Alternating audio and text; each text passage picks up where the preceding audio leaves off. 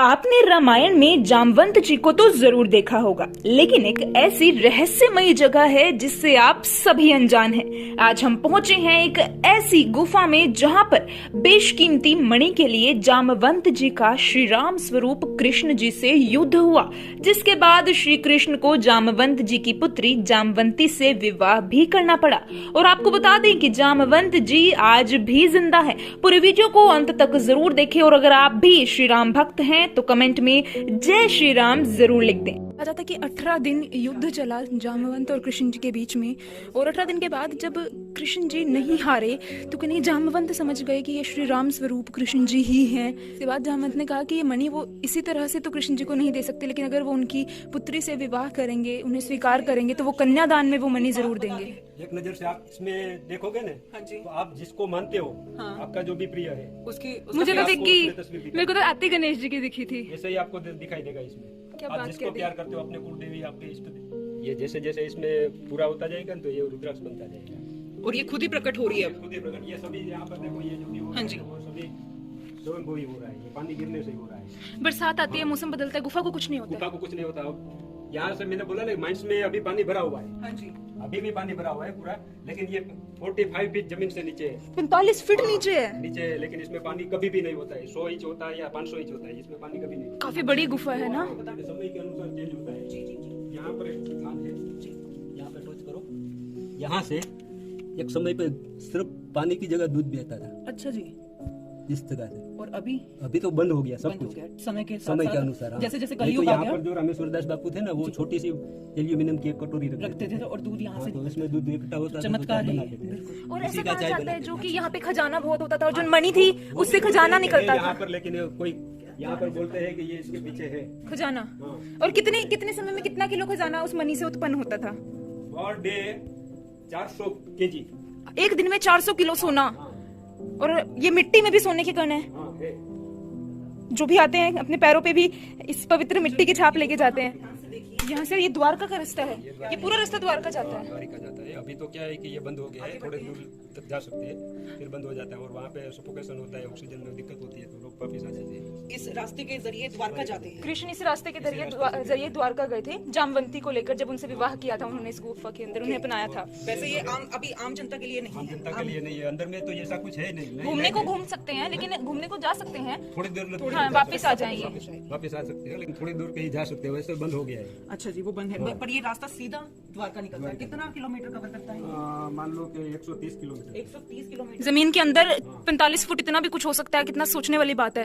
खुद प्रकट हुई है। अब इसको हम आपको ध्यान से दिखाएंगे। ये खुद प्रकट हुई है। देखिए रुद्राक्ष। हाँ जी, हाँ जी, हाँ जी, रुद्राक्ष। हाँ जी, रामेश्वरम, अगर आप रामेश्वरम जाओगे तो आपको ये शिवलिंग दिखाई देंगे। अच्छा, सेम यही। तो आप साथ के साथ लाइव दर्शन भी कर सकते हैं। ये पार्वती जी से, ये भी स्वयंभू है। ये भी खुद, हाँ, स्वयंभू। इस स्थान के लिए यहाँ पर साधना की गई थी। वो यहीं पे गुफा में ही रहते थे। वो जब थे तब यहाँ ऊपर कोई कंस्ट्रक्शन नहीं था। अच्छा, ये सारा कुछ खुद से है। हाँ, ये क्या चीज है? ये ऐसे ही पानी गिरता है ना, उसका ये निशान हो जाता है। उस वक्त भी इतना सुंदर आर्किटेक्चर होता था। अंदर कोई इसके इंफ्रास्ट्रक्चर में छेड़छाड़ नहीं की गई है, बिल्कुल प्राकृतिक है। ये देखिए कितने शिवलिंग बना दिए हैं। ये गलत करते हैं लोग, कहीं ना कहीं आस्था के नाम पर कुछ ऐसी चीजें कर जाते हैं जो सही नहीं होती हैं। शिवलिंग का अनादर है। आप देखिए वो चढ़ रही है, शिवलिंग बनाया हुआ है। ऊपर आ जाए हम तो यहाँ पे ये स्पीकर है, भजन वगैरह भी लगाते हो क्या? यहाँ पर आपको अलाउंस करने के लिए, अच्छा अच्छा, तो आप फोटो खींचते हैं या रिकॉर्डिंग करते हैं तो वहाँ पे दिखा, तो नीचे सीसीटीवी कैमरास हर जगह है यहाँ पर। अलाउंस नहीं तो बिल्कुल। कौन सा पत्थर बनता है? संगमरमर का। संगमरमर का पत्थर अपने आप इससे बन जाता है। ये भी तो, ये तो मुक्का रखा हुआ है। यहाँ पर एक नेचुरल थी पहले। अच्छा जी, वो एक औरत थी, वो आई थी और निकाल के ले गई थी चोरी छुपी। ऐसे भी करते हैं लोग आस्था के नाम पे। इसी तो हिंदू धर्म, ये देखिए अब ये पैर हैं यहाँ पर आने की जगह है। यहाँ पर ये पैरों में अपने आप लोग श्रद्धालु आते हैं और मिट्टी से शिवलिंग बना देते हैं, लेकिन इससे अनादर होता है। जो चीज प्राकृतिक रूप से उत्पन्न है उसका आदर करना चाहिए और उसी की पूजा करनी चाहिए। खुद प्रकृति की बनाई गई चीजों से छेड़छाड़ नहीं करनी चाहिए। और इन्हीं वजह से सरकार और लोग कहीं ना कहीं प्रतिबंध लगा देते हैं इन जगहों पर कि लोगों को आना वर्जित किया जाना चाहिए, जो कि हमारे पुराने समय से है और भगवान की कहानियां इतिहास को दर्शाती हैं। सामने जी बिल्कुल दिखाई पड़ रही है, वो उसकी बात कर रहे हैं आप? उसी की बात करें, देखिए कैमरे में। पर ये शिवलिंग है ऐसे, यहाँ पर लोगों ने शिवलिंग बनाए हैं। ध्यान से